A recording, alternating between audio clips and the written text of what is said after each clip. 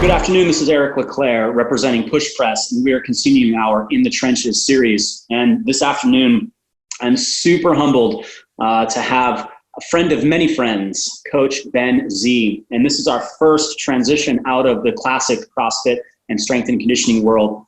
Ben actually owns multiple Brazilian Jiu-Jitsu facilities and one fitness facility. And so I'm really excited to get his take, both from an owner's standpoint, moreover, a leadership standpoint when it comes to a sport that, quite frankly, I don't know anything about.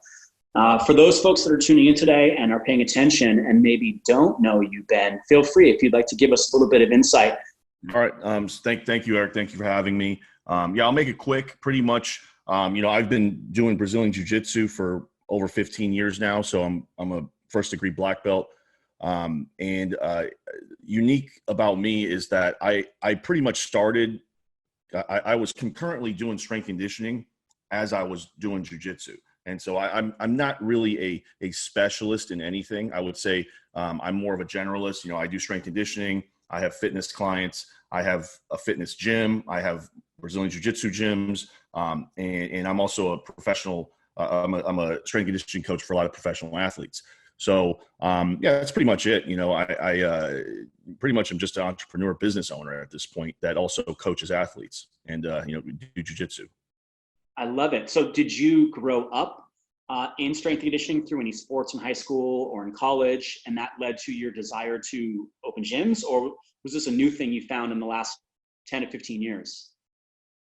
I've always been in the weight room. I started lifting at like 13 and I just kind of never left the weight room. That was like my first, strength conditioning has always been important to me. I started as a personal trainer. I didn't think that I could be a strength conditioning coach when I first started in fitness, because I thought that was like you had to get like a 4-year degree, you had to have a master's, it seemed like very, very, out of my reach. And then I realized soon enough that, personal training, strength conditioning, they're relatively similar, and you don't need to put one on a pedestal or anything. And now I do both. I'm a personal trainer, very proud to call myself personal trainer, very proud to call myself a strength conditioning coach. So yeah, I didn't really grow up in it. It was more like sports led to it, and jiu-jitsu came into play more of when I was in college. And, I've always wanted to do, a martial art, and that kind of just took off from there. I started when I was about 19 in Brazilian Jiu-Jitsu, didn't really stop, a couple breaks here and there, but that was it. So then transitioning from you being able to be in the sport to now having companies or businesses that produce the product or produce the education for others, you had to step into the owner's role, step into the business role, obviously finance or accounting, the marketing, the business angle. Did you pull any leadership qualities from folks you may have looked up to in your journey as an athlete? Yeah, I'm going to be honest. When I came up in Brazilian Jiu-Jitsu, I didn't really have very many positive role models. I had a lot of role models in which let's just say that they were doing things that I didn't agree with. And that taught me what not to do and how to kind of conduct myself in a business setting nowadays. Like just a quick example, one of my person I considered a mentor when I was coming up in not as an entrepreneur, but just as a student and somebody that was training in Brazilian Jiu-Jitsu.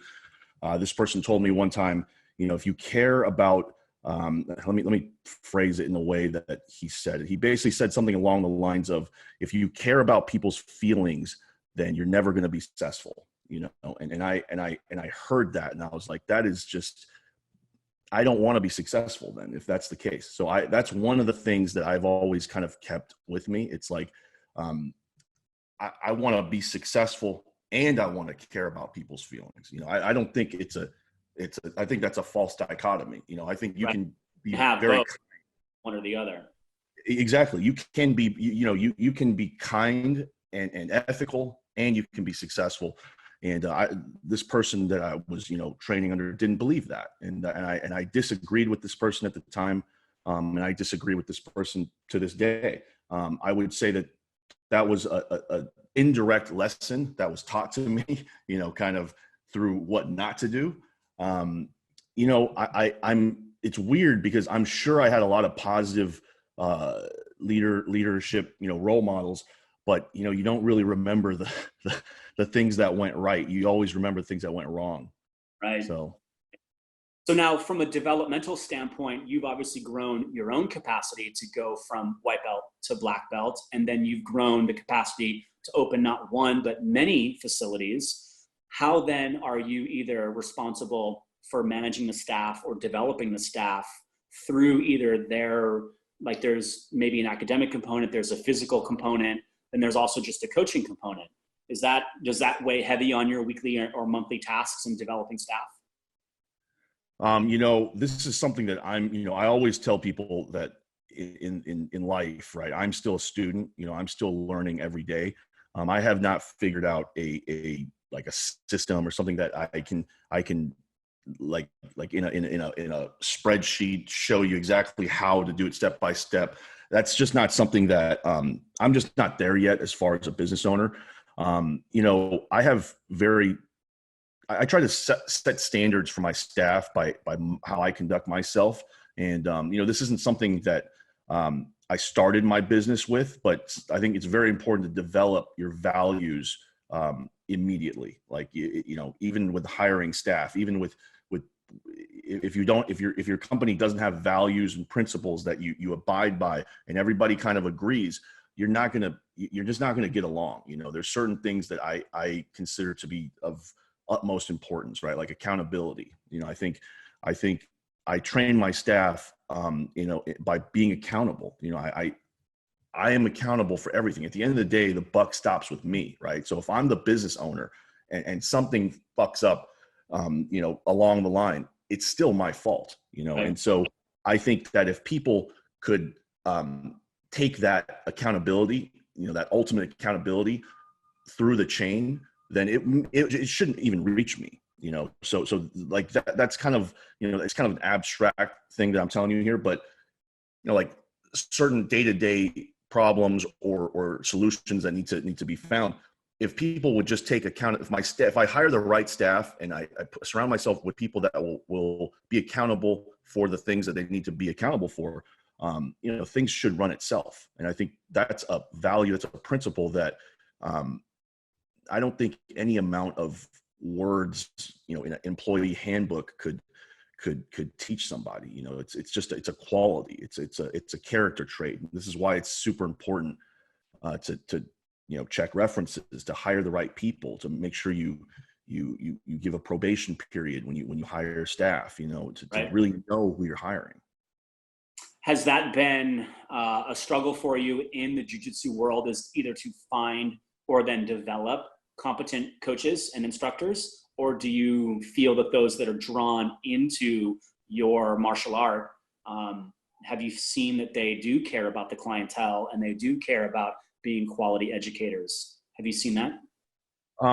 You know, this is an area where I would say I could improve upon by this. I would say this is the next level, right? So even if somebody has the initial qualities that I'm looking for, they have accountability, they may not know how to kind of impart that, right? So you know, finding these people, yes, it's tough. I think I'm not sure where I got this stat, but I believe most hires are through personal connections and not necessarily through like an interview job search process. I think it's like something high. It's a very high number. I think like 75%.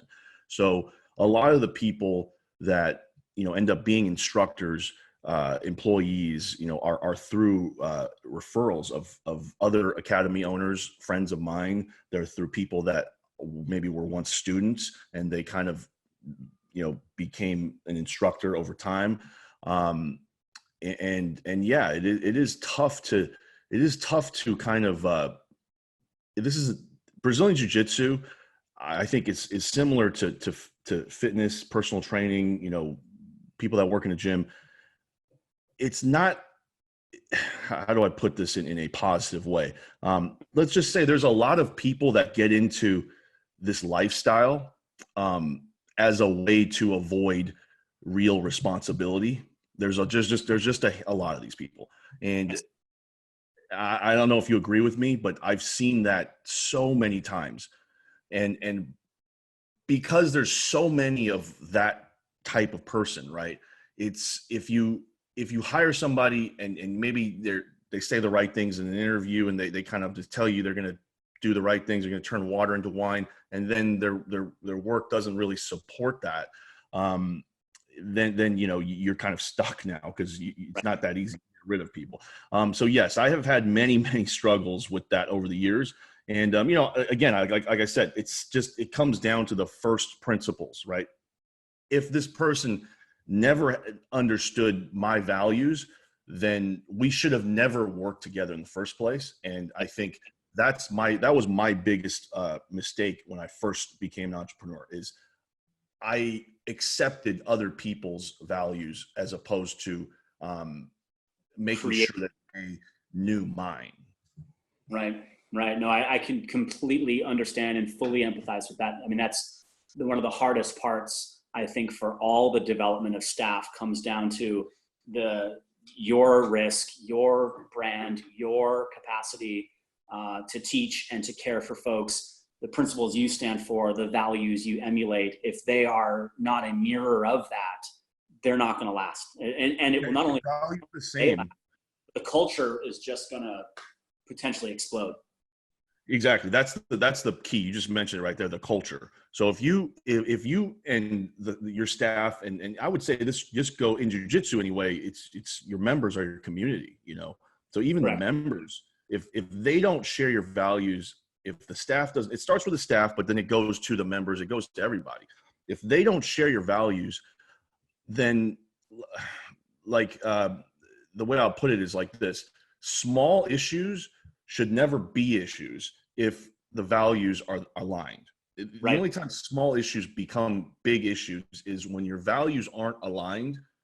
I believe in hard work, right? Let's say you believe in, working as little as possible and relying on other people. It does not matter. It's just not going to work. In 2 years, we'll run in, when I tell you to clean the bathroom for me because I'm, busy helping someone, you don't understand. Like, it doesn't work. The values need to be aligned first, and then the small things are never things, So that make complete sense. And our worlds are, at least in that line of thinking, our worlds are identical, guaranteed. And I know we've even had some conversations like that in the past over chat, that there's a tremendous amount of similarities between the CrossFit strength and conditioning world and what you've seen in Brazilian Jiu-Jitsu. My interest here is in both your direct leadership style to both your staff and your community. How have you been able to transition through this challenge now? I mean, you were forced to shut down, I'm assuming, pretty quickly along the exact same times that everybody else was forced to shut down. Therefore, your service had to pivot. Were you in constant communication with your staff or constant communication with your clientele? Like, hey, this is coming and to expect some change. How did you navigate that? There's different, so I have different businesses, right? So different businesses had different solutions to this problem, right? So immediately I shut down one of my locations because there was a poor performing location. I had a partner in that location, me and that partner, we had this is again, what we just talked about, fundamental differences of opinion in values. And so, I partnered up with this guy a long time ago. So back then my standards were a bit lower, should I say. And it was nobody's fault except mine. I still take responsibility for making that decision. And this was, an opportunity to get me out of working with somebody that I didn't see myself working with for life. Right. So that's one of my, I don't know if this is a leadership, thing, but it's more of like a motto that I have. Right. So if I don't see myself working with you for life, then we're not going to be in business even for a day. Right. So I truly believe in that because it just makes your life easier. So for one of my academies, one of my Brazilian Jiu-Jitsu academies, me and my partner we weren't always aligned. We were good. Everything was good. But for the amount of money that academy was making and for where I was seeing the future headed, I just decided, you know what, I think it's best if we just stop, this partnership. So I basically just gave him the ownership, and he has decided to close. And I told him that that's probably the best route because, I have a lot of passion for Brazilian Jiu-Jitsu. I would teach Jiu-Jitsu for free for the rest of my life if everything else was taken care of. My partner maybe didn't feel that. He wanted to make money as the primary goal. And I don't think that we were aligned there. So that's what I did with one of the academies. The second academy, my main academy in Arcadia, which is School Brazilian Jiu-Jitsu, I am very, very heavily invested in the success of that academy. And when I say success, I mean the success of the students, not monetarily or anything like that.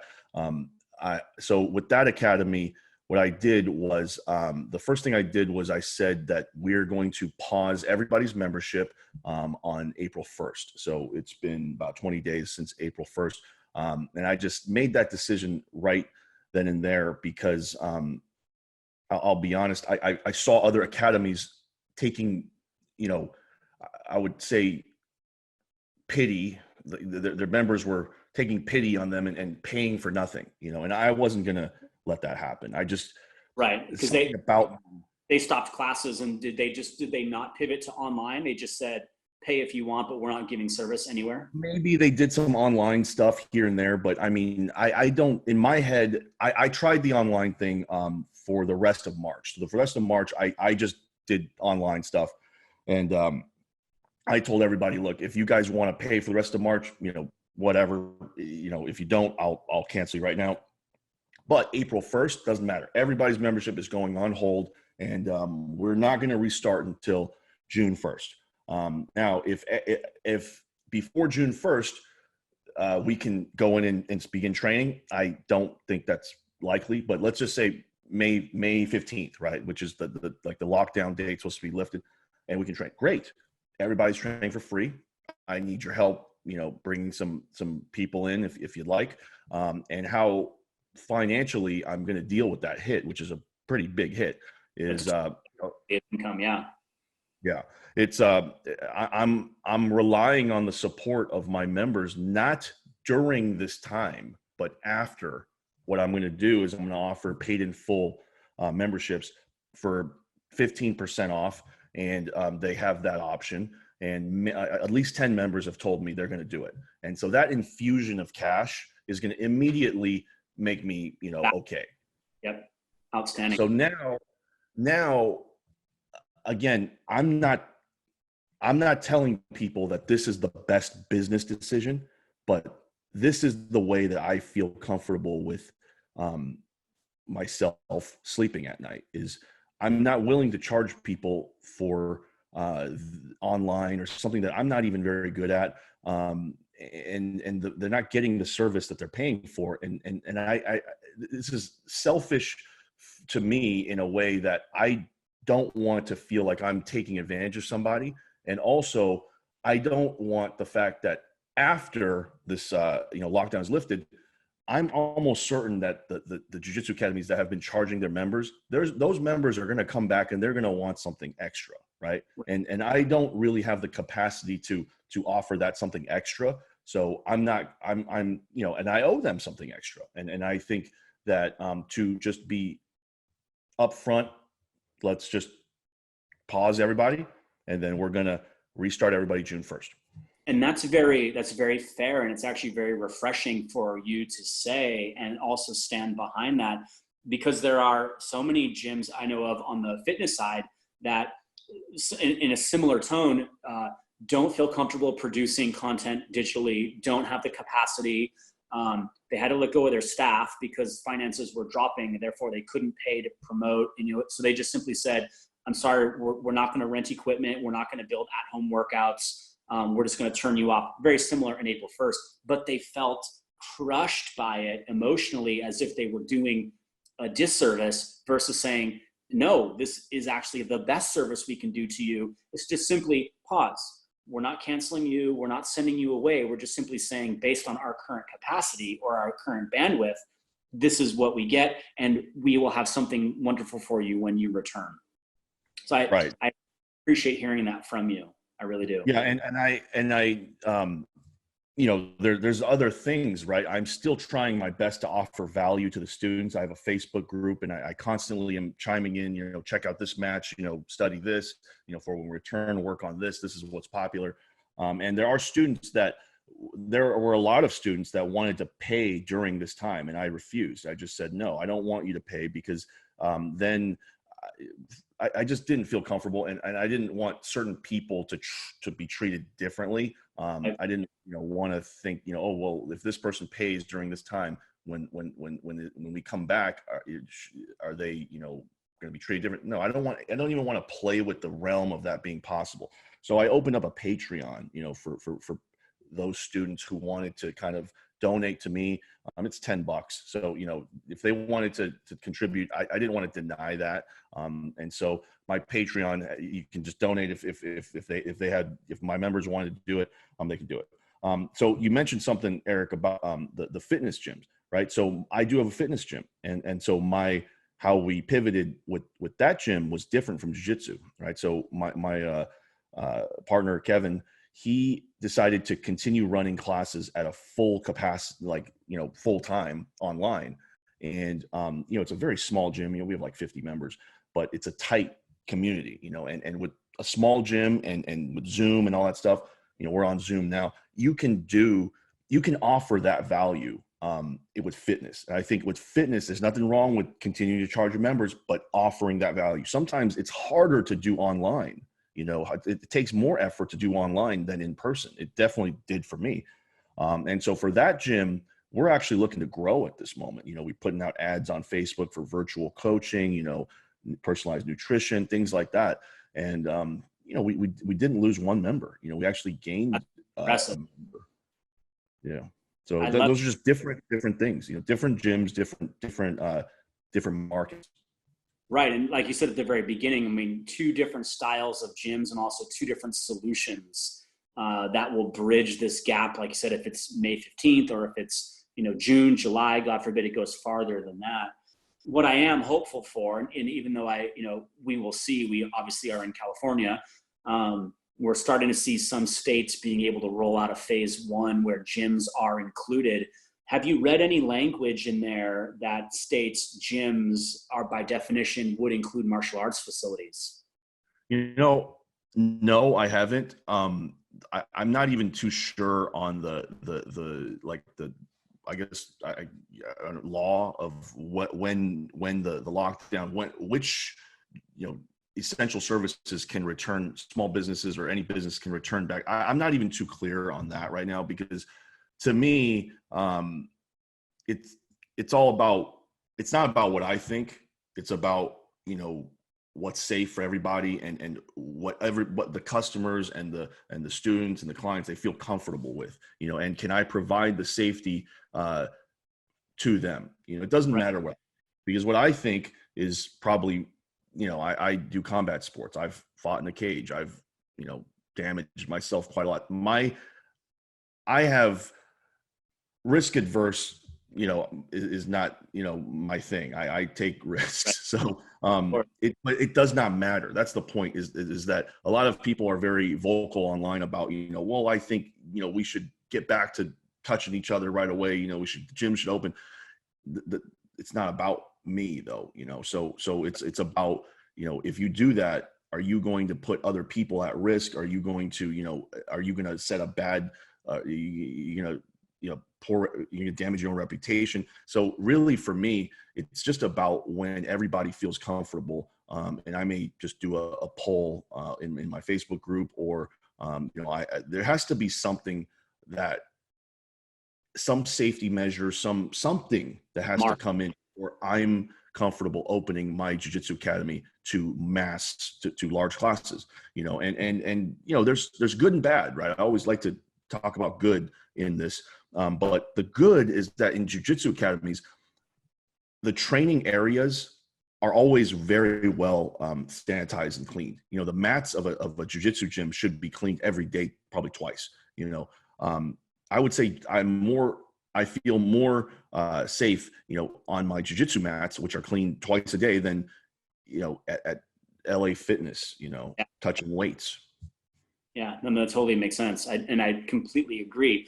It's going to be like a rolling out of where people's comfort lies to include where their community's comfort lies. We had this exact dialogue with a couple of fitness facilities where even if they get the green light, what percentage of staff and what percentage of even clientele will be interested to walk back in and start getting back to normal. There's also And legal things to be worried about too, right? So like, say if, you know, you're more aggressive with how fast you're going to open your gym or your training facility. What if your training facility, what if in the next week somebody gets the COVID-19, you know, then you close right away, you know, then you could be done for you could be done for good, you know? yeah, So it's it is. not, people think about, oh, you know, this is, you know, economy and all that.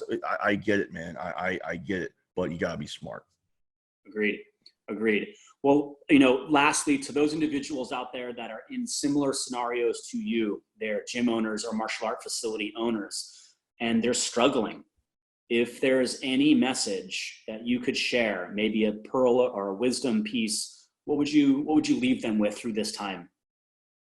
You know, I think because this is such a specific thing that's happening, and it's pretty cut and dry what's happening, right? Like you can't open, there's a virus going around, you know, it could change the forecasting of fitness and jiu-jitsu martial arts forever, you know. I don't want to leave anybody with some abstract positive thought. That's not very helpful to me. That it takes too long to explain and it wouldn't be helpful. So I would say my message to gym owners and people that are in my situation is educate yourself. You know, do the best that you can to get the financial help that you need. SBA loans, you know, do you know the difference between the two types of SBA loans that are offered? You know, there's the EIDL, there's the PPP. Have you applied for the EIDL? If you haven't, you need to do it now. Have you applied to the PPP, which is through your own bank? You know, these are things that without my accountant, without me doing my own research, and you know, teamwork there, I wouldn't understand this. You know, I have friends who are business owners who don't even know there's two different types of SBA loans. They don't even know the difference between the stimulus and the SBA loan. They don't know how to apply for unemployment. There's, you know, business owners should be on unemployment right now. So my advice would be like this: educate yourself on what small businesses should be doing for financial relief right now.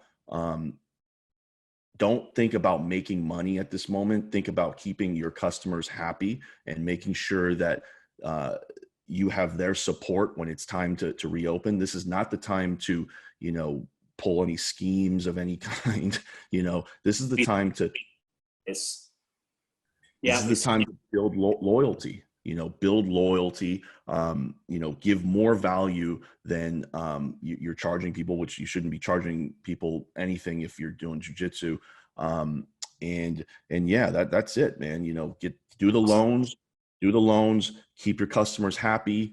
And, you know, I guess the only positive or the motivational thing I can tell you is that don't be a victim. You know, don't play the victim. Don't act like the victim. Everybody's going through this, you know, so don't sit at home thinking about, you know, oh, you know, I can't believe this is happening. You're just feeling sorry for yourself. That is not a productive thought. Like, that's okay for a day. You know, I do that too. I tell my wife, you know, oh my God, this coronavirus is ruining my business.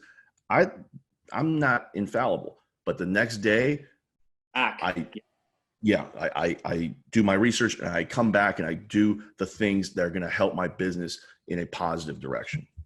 I love it. I love it, man. I sincerely appreciate your honesty, your transparency, and more importantly, your ability to communicate to our world. I mean, there's absolutely a tremendous amount of carryover. So I really, truly believe this message will be heard and folks will be able to extrapolate tremendous value from our conversation today. Thank you. Thank you so much. Thank you.